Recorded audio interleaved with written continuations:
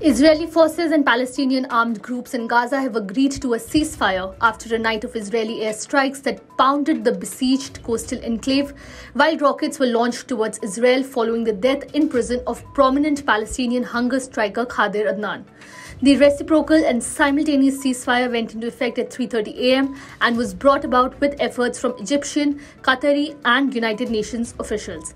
As per a Palestinian source, the ceasefire was the result of several parties entering talks to prevent Israel's attack on Gaza from escalating. Hamas also praised the performance of the Palestinian armed groups that had jointly responded to Adnan's death. The Israeli military said at least 30 rockets were fired from Gaza. 2 landed in the small Israeli city of Sderot, just east of Gaza. At least 109 people have died in flooding in northern and western Rwanda, as per the figures given by the local authorities. The rain that fell the night before caused disaster in the northern and western provinces. As per reports, 95 people had perished in the hardest hit western province and another 14 in northern province, and the floodwaters swept away homes and infrastructure and led to road closures. Images online showed houses destroyed, roads cut off by landslides and flooded fields. Relief efforts began immediately, including helping to bury victims of the disaster and providing supplies to those whose homes were destroyed.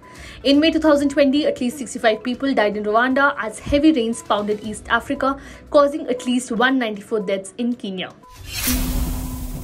In a fresh incident of blame game in the Russia-Ukraine war, the Russian officials have accused Ukraine of attempting a drone strike on the Kremlin with the aim of killing President Vladimir Putin.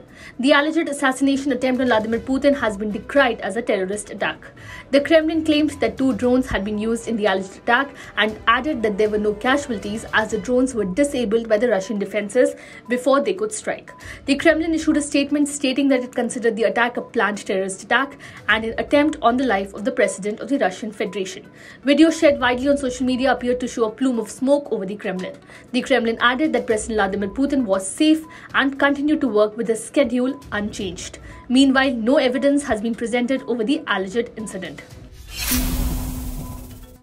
School shooting is an armed attack at an educational institution such as a primary school, secondary school, high school or university involving the use of a firearm. In case of multiple casualties, it is called mass shooting. Serbia reported an unfortunate incident of mass shooting today after a teenage boy opened fire at a Serbian school. The police received a call about the shooting at the Vladislav Ribnikar school about 8:40 a.m. As per reports, the 7th grade student used his father's gun for the attack at the school in Belgrade. As per reports, the security guard was also killed in the attack. The suspect was apprehended in the schoolyard. 6 children and a teacher were also injured in the attack and taken to the hospital. Video taken from the scene of the shooting broadcast on local TV showed dozens of vehicles, including ambulances and police cars, stationed outside the school as the local residents watched by. The wounded are being administered medical care while the police are working to establish the facts and circumstances that led to this incident.